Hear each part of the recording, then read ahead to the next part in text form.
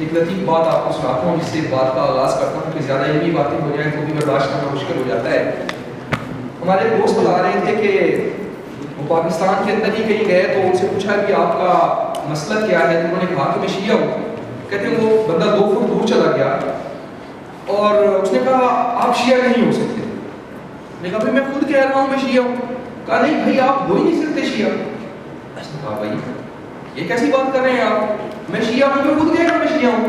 کہتا ہے بھائی ہمارے تو اس بات پر اجماع ہے، سب لوگوں کا یہ ماننا ہے کہ شیعہ کے 2 کان ہوتے ہیں اور وہ اتنے بڑے ہوتے ہیں کہ ایک کان وہ نیچے بچھاتے ہیں اور ایک اوپر کرتے ہیں اور اس سے سوتے ہیں. ٹھیک ہے. اب اس طرح کی مخلوق جو ہے وہ شاید ملک میں بھی نہیں بن جاتی، لیکن یہی ان سائڈ پاکستان یہ اس طرح کے مفروضے موجود ہیں جو ہم ایک دوسرے کے بارے میں رکھتے ہیں. اور شاید مولانا جلال الدین رومی کی یہ حکایت ہے، علماء کرام تشریف فرمائے اگر میں غلط ہوں تصحیح کریں گے.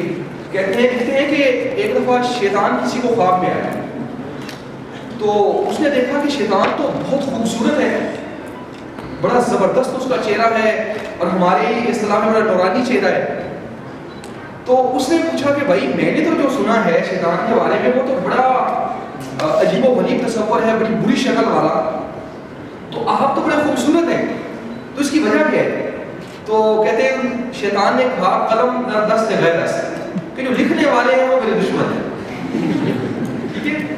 تو ہم اگر دوسرے کو دشمن فرض کر کے لکھیں گے تو جتنا بھی اچھا ہوگا، جتنی بھی اچھائی ہوگی وہ برائی میں تبدیل ہو جائے گی. تو میں مفروضات کے حوالے سے کیونکہ یہ جو مقالہ تیار کیا گیا یہ اوورآل پاکستان کے حوالے سے تھا، تو اسماعیلی کمیونٹی کے حوالے سے مجھے نہیں معلوم تھا کہ کیا مفروضات ہیں، تو میں پہلے ہی معذرت خواہ ہوں کہ ان کے حوالے سے میں گفتگو نہیں کروں گا. تو سب سے پہلے تو ہمارے یہاں بریلوی حضرات کی اکثریت میں ہیں، تو ایک مفروضہ ہمارے اوورآل پنجاب میں اور پاکستان میں ہے کہ وہ قبر پرست ہیں اور مشرک ہیں. کسی کو قبر پرست کہنا اور کسی کو مشرک کہنا یہ بہت بڑی بات ہے اور اس کے لیے بڑی جرأت چاہیے، میں تو کہتا ہوں. تو جب ہم نے بریلوی حضرات کے علماء کرام سے پوچھا کہ یہ کیا مسئلہ ہے کہ لوگ جاتے ہیں قبروں کو سجدہ کرتے ہیں اور یہ سجدہ تو اللہ کے علاوہ کسی اور کے لیے نہیں ہے، تو انہوں نے بڑے واضح الفاظ میں یہ کہا کہ یہ جو لوگ کر رہے ہیں یہ جاہل لوگ ہیں، ان کے ساتھ ہمارا کسی قسم کا کوئی تعلق نہیں ہے. ہمارے یہاں صرف توسل ہے اور توسل کے بارے میں اختلاف کیا جا سکتا ہے تھوڑا زیادہ، لیکن توسل ایک بہرحال اسلام کی ہوتا ہے. تو یہ ایک بریلوی حضرات کے بارے میں ایک مفروضہ مشہور ہے. دوسرا دیوبندی حضرات کے بارے میں یہ نارمل سوشل میڈیا پہ بھی اور ڈسکشنز پہ بھی آتا ہے کہ جی یہ لوگ تکفیری ہیں. تو اگر آپ پاکستان میں پچھلی 20 سال کی اسٹرگل دیکھیں تو مجھے یہ کہنے میں کوئی یاد نہیں کہ دیوبندی علماء نے اس مسئلے کے خلاف بہت بڑا کردار ادا کیا ہے اور مفتی شامزری سے لے کر بہت بڑی تعداد ایسی دیوبندی علماء کرام کی ہے کہ جو اس موقف کی وجہ سے شہید کر دیے. تو اس لیے دیوبندی حضرات کے بارے میں یہ کہنا کہ وہ تکفیری ہیں اور دوسرے مسلمانوں کو سب کے سب کو کافر سمجھتے ہیں، یہ بات درست نہیں ہے. اس کے بعد ایک نارمل سی بات جو ہے یہ فرض کر لی گئی ہے کہ یہ جو اہل حدیث جو ہوتے ہیں یہ تو اہل بیت کے دشمن ہوتے ہیں، یہ اہل بیت کو نہیں مانتے. تو جو اہل بیت کو دشمن سمجھے وہ اہل حدیث نہیں ہوتا، مناسبی ہوتا ہے. اہل حدیث جو ہے وہ اہل بیت سے محبت کرتے ہیں، ان کے محبت کرنے کا انداز الگ ہے. بہت ساری ایسی کتابیں ہیں جو حضرت علی علیہ السلام پر، حضرت امام حسین علیہ السلام پر، حضرت امام حسن علیہ السلام پر جو اہل حدیث علماء نے لکھی ہیں اور بہت زبردست کتابیں ہیں. تو اس لیے تمام اہل حدیث کے بارے میں یہ رائے رکھنا یہ بہت ہی غلط مفروضہ ہے. اور جب یہ کوئی کہتا ہے ان کو تو ان کو بڑی تکلیف ہوتی ہے. جب ان کو یہ کوئی کہتا ہے کہ آپ حضرت علی علیہ السلام کو خدا نہ خاصہ دشمن رکھتے ہیں تو ان کو بڑی تکلیف ہوتی ہے. کیوں؟ کیونکہ وہ نہیں کرتے، وہ تو اہل بیت سے محبت کرتے ہیں. ہمیں اپنے ذہن میں موجود اس غلط مفروضے کو نکال دینا چاہیے. اچھا، ابھی شیعہ حضرات کے بارے میں ڈاکٹر صاحب نے کل بڑی خوبصورتی سے بات کی اور یہ جو میں باتیں کر رہا ہوں مجھے بھی جرأت جو ہے وہ ڈاکٹر صاحب کی باتوں سے بھی اور آپ کی ہاسپٹیلٹی سے بھی کہ آپ کو سننے کی ایک جرأت ہے. کیونکہ جب تک مسائل کو جیسے کسی صاحب کہہ رہے تھے ڈسکس نہیں کیا جائے گا، جب تک وہ پرابلم جو ہے اس کو زیر بحث نہیں لایا جائے گا، اس کو کوئی سلوشن نہیں آ سکتا. تو اس میں ایک بڑی کامن سی بات ہے، اور وہ یہ کہ حضرت جبرائیل علیہ السلام جو ہے جب وحی لے کے آ رہے تھے نا، تو اللہ تعالیٰ نے تو ان کو بھیجا تھا کہ حضرت علیہ السلام کی طرف آپ نہیں جا رہے ہیں، لیکن وہ غلطی سے آپ صلی اللہ علیہ وآلہ وسلم کی طرف چلے گئے. تو اب ایک جملہ مشہور کر دیا گیا کہ خان الامین، کہ امین نے خیانت کی. تو یہ جملہ ہی غلط ہے کہ اگر وہ اس نے خیانت کی تو وہ تو خائن ہوا، وہ امین نہیں ہوا. اگر وہ امین ہے تو اس نے خیانت نہیں کی. تو اس حوالے سے میں حضرت علی علیہ السلام کا ایک فرمان جو ہے وہ آپ کو سناتا ہوں کہ حضرت بلکہ تمام عقائد کی کتابوں میں جہاں بھی آپ شیعہ فقہاء نے علماء نے لکھا ہے، جبریل امین لکھا ہے اسی غلط فہمی کو دور کرنے کے لیے کہ ہمارا یہ عقیدہ ہے کہ حضرت جبریل علیہ السلام نے کبھی بھی کسی قسم کی کوئی خیانت نہیں کی. اور ایک اور جو اہم بات مشہور ہے وہ یہ کہ شیعہ حضرت علی علیہ السلام کو نبی اکرم صلی اللہ علیہ وسلم سے افضل سمجھتے ہیں. تو اس طرح کی کوئی بات نہیں ہے. حضرت علی علیہ السلام سے ایک یہودی عالم نے کہا کہ امیر المومنین آپ نبی ہیں، تو آپ علیہ السلام نے فرمایا تجھ پر وائے ہو میں محمد کے غلاموں میں سے ایک غلام. تو یہ خود حضرت علی علیہ السلام کا قول ہے. اس طرح آپ صلی اللہ علیہ وآلہ وسلم تمام انسانوں سے افضل و اشرف ہیں. شیعوں کا بھی یہی عقیدہ ہے. اور جہاں تک وہ وحی میں خیانت والی میں نے بات کی تھی، تو قرآن کی آیات نازلہ بہ روح الامین کہ علامہ تبرسی لکھتے ہیں کہ یہاں پر جو روح الامین ہے اس سے مراد حضرت جبرائیل علیہ السلام ہے کہ انہوں نے امانت داری کے ساتھ اپنا جو میسج اللہ تعالیٰ سے لے کے آئے تھے وہ آپ صلی اللہ علیہ وآلہ وسلم تک پہنچا دیا. اس کے بعد بہت ہی سینسیٹیو دو مسائل ہیں. ایک یہ کہ شیعہ جو ہے وہ صحابہ کو گالیاں دیتے ہیں، اور ایک جنرلائز اس کو کر دیا گیا کہ سارے شیعہ جو ہے وہ صحابہ کرام کو گالیاں دیتے ہیں. اور ایک اور بات اسی کے ساتھ کیونکہ یہ دونوں لنک کرتی ہیں کہ امہات المومنین کے بارے میں کہ جی وہ ایک قرآن کی آیات بھی اس واقعے کے بارے میں نازل ہوئی تھی کہ وہ گناہ کی تہمت لگاتے ہیں حضرت عائشہ پر خصوص رضی اللہ عنہا. تو اس بارے میں جہاں تک پہلا جو مفروضہ ہے اس بارے میں دو پریکٹیکل جو وہ ہیں باتیں آپ کو بتاؤں گا. ایک یہ کہ سید علی خامنہئی کا ایک فتویٰ آیا ہے، اور دوسرا آیت اللہ العظمہ سید علی حسینی سیستانی کا. دونوں میں یہ کہا گیا کہ اہل سنت کے تمام مقدسات کا احترام کرنا فرض ہے. یعنی یہ تو بہت بڑی بات ہے نا، صحابہ کرام اور امہات المومنین. اس کے علاوہ اگر اہل سنت کے جو مقدسات ہیں جن کو وہ مقدس سمجھتے ہیں ان تمام کا احترام کرنا ہر شیعہ پر فرض ہے. اور اس ٹائم 98% جو فالوورشپ ہے وہ ان دو مراجع کی ہے. ٹھیک ہے، اس لیے ابھی ایک تو یہ بات، اور دوسرا حضرت علی علیہ السلام کا بڑا خوبصورت فرمان ہے. آپ فرماتے ہیں کہ میں تمہارے لیے یہ پسند نہیں کرتا کہ تم گالیاں نکالنے والے بنو. اور جیسے کہ حسین میں بھی بتا رہے تھے کہ گالیاں نکالنا، بے شک آپ کسی ظالم کو ہی گالی کرنا چاہ رہے ہو وہ برا ہی ہے کیونکہ وہ تو ظالم ہے، لیکن جو گالی نکالنے والا ہوتا ہے وہ گالی نکال کر اپنی بری تربیت کا اظہار کر رہا ہوتا ہے. تو اس لیے عام آدمی کو گالی نہیں دینی چاہیے، پیچھے جائے کہ امہات المومنین یا صحابہ کرام کو، اور اس میں مراجع کرام کے فتاوی بھی آ گئے کہ کسی کو بھی گالی دینا درست نہیں. اور جہاں تک وہ جو گناہ کی نسبت ہے ازواج نبی کی طرف، تو اس بارے میں شیعہ کا جو عقیدہ ہے وہ یہ ہے کہ حضرت لوط علیہ السلام کی بیوی کے بارے میں اور حضرت نوح علیہ السلام کی بیوی کے بارے میں بھی اس گناہ کی نسبت دینا یہ شان پیغمبر صلی اللہ علیہ وآلہ وسلم اور جو شان انبیاء جو ہے اس کے خلاف ہے. تو اس لیے یہ جو ہے بہت ہی غلط بات ہے، کیونکہ جب آپ فرض کر لیتے ہیں کہ وہ نبی اکرم صلی اللہ علیہ وسلم کی بیوی کی توہین کرتے ہیں، امہات المومنین کی توہین کرتے ہیں، صحابہ کرام کی توہین کرتے ہیں، اس کا الٹیمیٹ رزلٹ جو ہے جو رد عمل ہے وہ بڑا شدید ہوتا ہے. اس سے پھر بڑا وائلنس کریٹ ہوتا ہے. جب یہ کلیئر ہو جائے گا، جب یہ کلیئر ہو گیا کہ ان کے علماء کرام جو ہے اور جو جن کی فارمرشپ ہے، عام جہل آدمی کی بات نہیں ہے، ٹھیک ہے، وہ وائلنس کرنے والے شیعہ چور بھی ہوں گے، ڈاکو بھی ہوں گے، ان کی بات نہیں ہے. جو علماء ہیں ان کی بات ہے، تو ان کی رائے میں نے آپ کو بتا دی.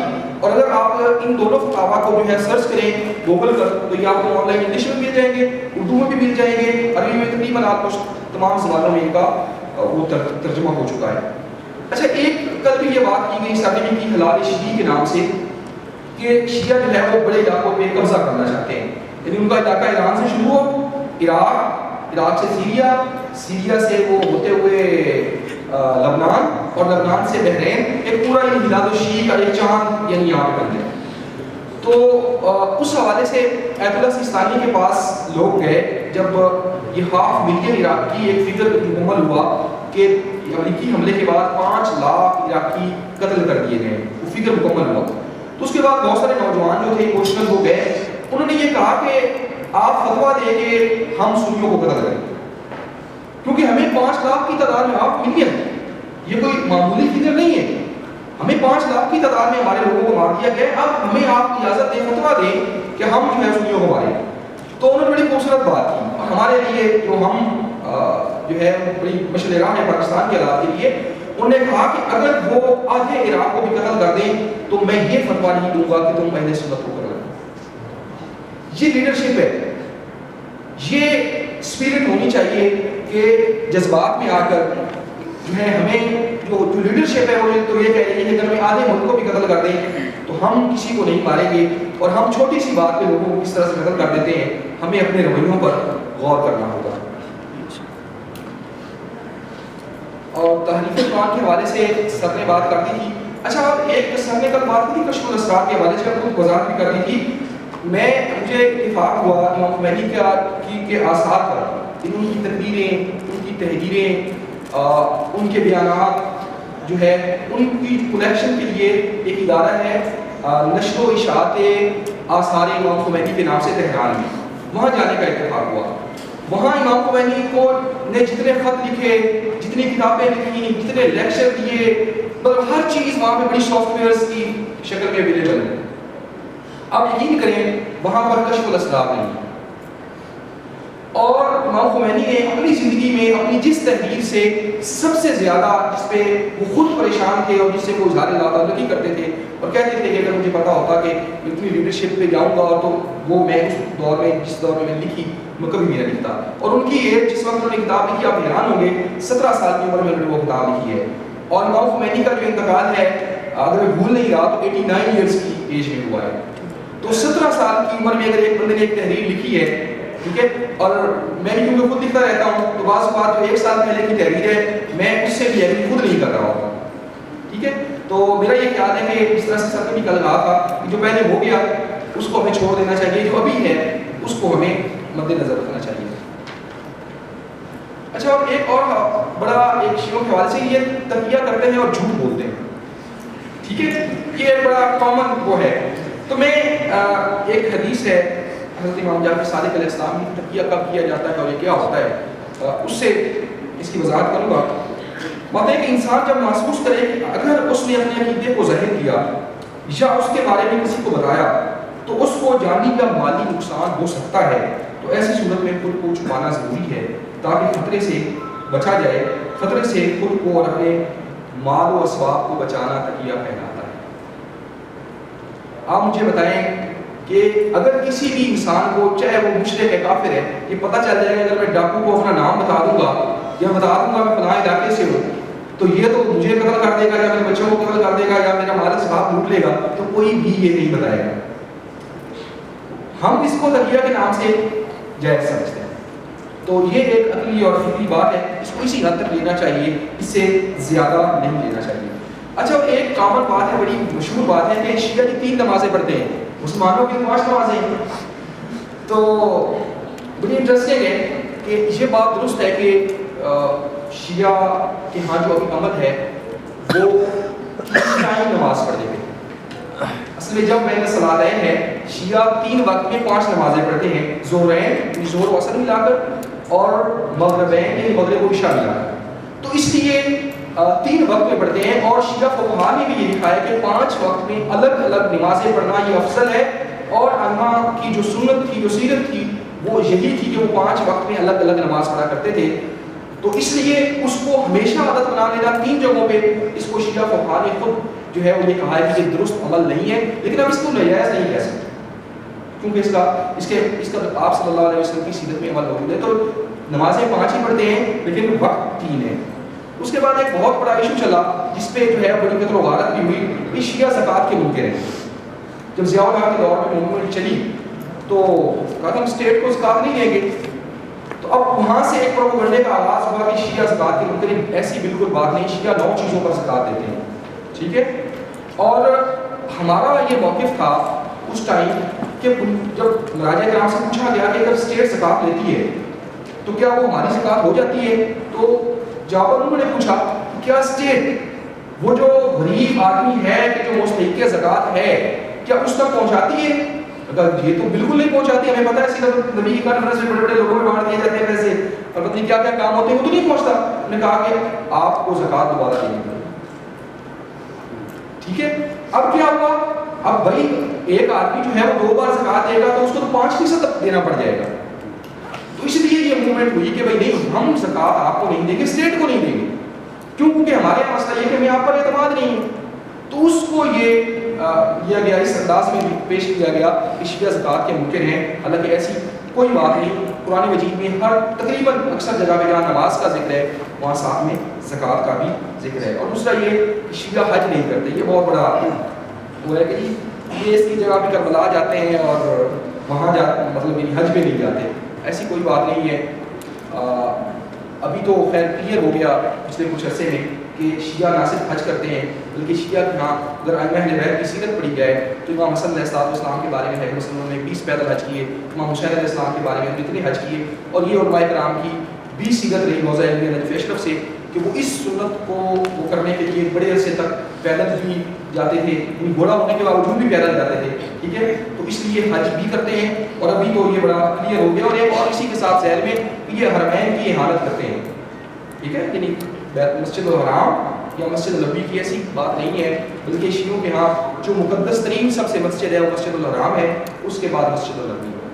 ٹھیک ہے, تو جس کو وہ مقدس ترین مقام سمجھتے ہیں اس کی توہین کا کس طرح سے سوچ سکتے ہیں. اور سب نے بات کر دی حفظ قرآن کے حوالے سے بھی. اور ہاں یہ ایک بڑا وہ ہے کہ شیعوں کے ہاں مساجد نہیں ہوتی بلکہ ان کے امام بارگاہ ہوتے ہیں. تو شکارپور میں جب مسجد میں امام وہ جامع مسجد میں دھماکہ ہوا اور مسجد میں 30-35 لوگ شہید ہو گئے تو تمام ٹی وی چینلز کو میں نوٹ کر رہا, سب کہہ رہے تھے امام بارگاہ میں دھماکہ. تو وہ امام بارگاہ میں دھماکہ نہیں تھا بلکہ وہ مسجد میں دھماکہ تھا. تو شیعہ جو ہے ان کے ہاں 2 کانسیپٹ ہیں, ایک ہے مسجد اور ایک ہے امام بارگاہ. امام بارگاہ لائک کمیونٹی سینٹر, اور مسجد جو ہے وہ مسجد کے طور پہ ہی استعمال ہوگی. ٹھیک ہے, اور یہ مجھے بڑی حیرانگی ہوئی بہت ساری جگہوں پہ جب میں نے یہ فرق بیان کیا. جب فرسٹ ٹائم ایک ورک شاپ کی سب ڈاکٹرز تھے ان کے سامنے کیا تو سب نے یہ کہا کہ ہمیں پتہ نہیں تھا کہ شیعوں کی مسجد الگ ہوتی ہے اور امام بارگاہ الگ ہوتی ہے, ہم تو یہ سمجھتے تھے کہ ان کی صرف امام بارگاہ ہوتی ہے. تو یہ ہمارے مطلب یہ ایک دوسرے کو نہ جاننے کا جو ہے وہ نتیجہ ہے. اور مجھے جب سے میں آیا ہوں ایک بات میں نے یہاں بڑی نوٹ کی ہے اور مجھے بڑی تکلیف ہوئی کہ یہاں شیعہ آبادیاں الگ ہیں, سنی آبادیاں الگ ہیں. تو یہ بڑی خوفناک ایک چیز ہے, بڑی تکلیف ہوئی مجھے ایک دوسرے کے ساتھ مل جل کر رہنے سے جو یہ بڑے بڑے مسائل یہاں پیش آتے رہتے ہیں. میں نے سنا کہ 2 مہینے 3 مہینے یونیورسٹی بند کر دی ہے. کتنی عجیب و غریب سچویشن ہے کہ کتنا نقصان ہوا اسٹوڈنٹس کا, کتنا تعلیمی حرج ہوا. تو اس لیے ایک دوسرے کے ساتھ مل جل کر رہیں. آپ صلی اللہ علیہ وسلم کی یہ حدیث ہمارے لیے بشیر راہ ہے. فرمایا اختلاف و امتی رحمہ, اس کا ایک ترجمہ علماء کرام نے یہ کیا ہے کہ میری امت کا ایک دوسرے کے پاس آنا جانا یہ رہے ہے. تو میں اس کو یہی معنی بہترین سمجھتا ہوں, ایک دوسرے کے ساتھ مل مل کے رہیں گے تو یہ مسائل پیش نہیں آئیں گے, اور ایک دوسرے سے اس کا عقیدہ پوچھیں گے تو یہ مسائل پیش نہیں آئیں گے. اس شعر کے ساتھ ختم کرنا چاہوں گا. غیروں سے کہا تم نے, غیروں سے سنا تم نے, کچھ ہم سے کہا ہوگا, کچھ ہم سے سنا ہوگا. Thank you.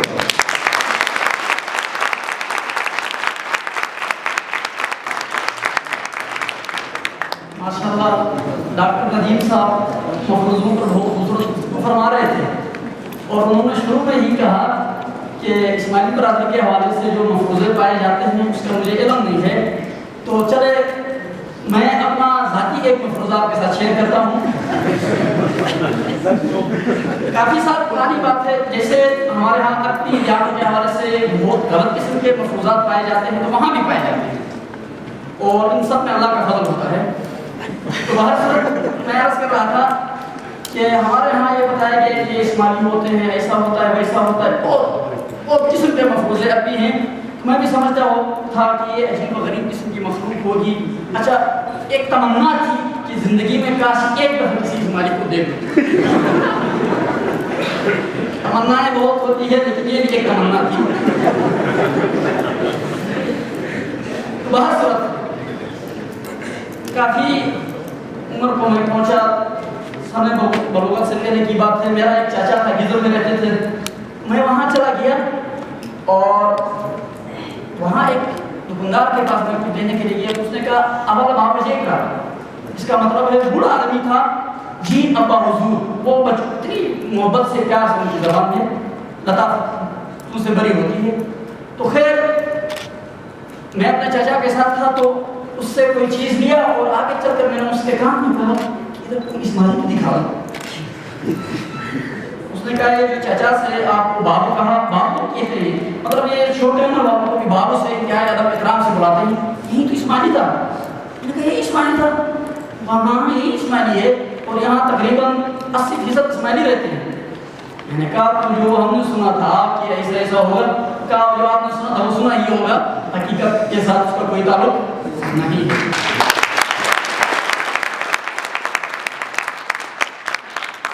بہرصورت امان کے حوالے سے اپنے اسپیشلی اپنے جو مہمان ہیں ان سے ایک عجیب علم کے معلومات کے لیے عرض کروں کہ پاکستان میں واحد گلگت بلتستان کا علاقہ ہے جس کی اسمبلی نے 2005 میں ایک امن معاہدہ سوشل کنٹریکٹ کہہ سکتے ہیں، یہاں کے تمام کمیونٹی کے ممبران نے 36 ممبران ہیں، تمام مسالک سے انہوں نے ایک خوبصورت امن معاہدہ تشکیل دیا ہے اور اس کو قانونی شکل دی گئی ہے۔ اسمبلی نے پاس کر کے اس کو گزٹ آف پاکستان میں شائع کروایا ہے۔ اور دوسری اہم بات 2012 میں ہمارے یہاں جن مغرب حالات پیدا ہوئے تو پھر ہمارے یہ بہت سارے مخلص اہل علم نے تمام کمیونٹی سے ان کا تعلق تھا، انہوں نے ضابطۂ اخلاق برائے مساجد پر امام بارگاہ کے نام سے ایک انتہائی زبردست ایک معاہدہ تشکیل دیا ہے، اسمبلی نے پاس کیا ہے، تمام مکاتب فکر نے اس کو ایگری کیا۔ اور مزے کی بات ملی یکجہتی کونسل پاکستان اور اسلامی نظریاتی کونسل پاکستان اور اسی طریقے سے پنجاب اسمبلی نے جو امن کے حوالے سے قانون سازی کی ہے ان سب میں اس معاہدے گلگت بلتستان 2005 اور ضابطۂ اخلاق 2012 سے مدد لی گئی ہے۔ تو یہ بھی ہمارے لیے ایک اعزاز کی بات ہے۔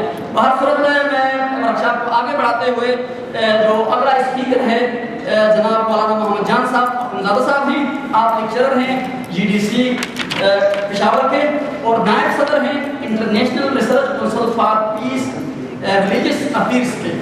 میں ان سے گزارش کرتا ہوں کہ وہ اسٹیج پر تشریف لائے اور ان کا موضوع ہے شیعہ سنی باہمی رواداری۔ تو بلکہ میں ان سے گزارش کروں گا شیعہ سنی اسماعیلی اور نور بخشی باہمی رواداری، کیونکہ گلگت بلتستان بہت سارے مسالک، ان میں سے بڑے مسالک شیعہ اور اسماعیلی اور نور بخشی اور اسماعیلی ہیں، تو ان سب کی رواداری کی بات ہو جائے گی۔ کیا خیال ہے؟